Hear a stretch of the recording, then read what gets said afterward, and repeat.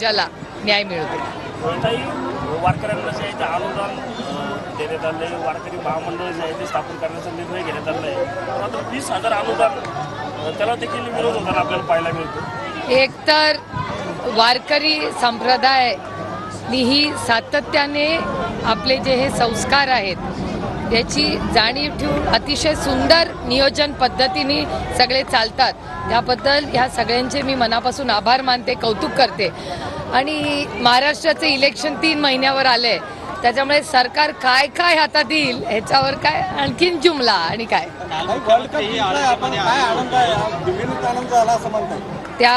ते क्रेडिट त्या क्रिकेटरांचं आहे, त्याच्यामुळे आपण वर्ल्ड कप अर्थातच प्रत्येक भारतीयाला कुठलाही खेळ आपला देश जिंकला तर अर्थातच आनंदच होतो। लाडकी बहीण योजना जी आहे त्याची खूप चर्चा आहे, या योजनेकडे कसं बघता?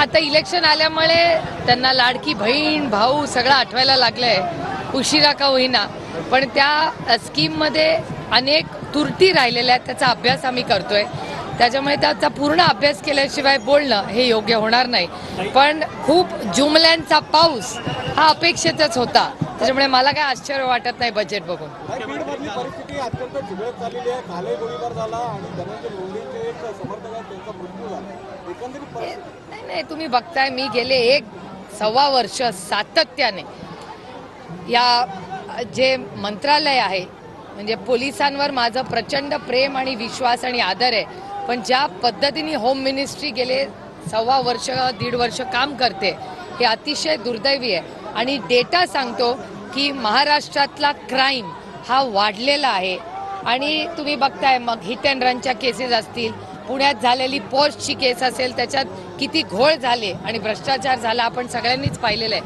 त्यामुळे दुर्दैव आहे की लॉ अँड ऑर्डर सिच्युएशन महाराष्ट्रातली ही अत्यंत वाईट होताना आपल्याला दिसते। काल मुख्यमंत्र्यांनी आळंदीमध्ये प्रस्थान सोहळ्याला हजेरी लावली, जी इंद्रायणी नदी आहे ती याआधी दूषित आहे आपण पाहिलं, काल मुख्यमंत्री यांना म्हणून नदीमध्ये सांडपाणी सोडण्यात आलेलं नव्हतं, पण आजपासून पुन्हा एकदा सोडण्यात आलंय, नदीमध्ये प्रदूषण आज पुन्हा सुरू झालं। आता माननीय अमोल कोल्हे याच्यात स्वतः जातीने लक्ष घालतायत, अमोलदादांनी परवा मंत्रालयातही त्याचा फॉलोअप घेतला, दिल्लीतही ते मदत मागतायत ह्याच्यासाठी।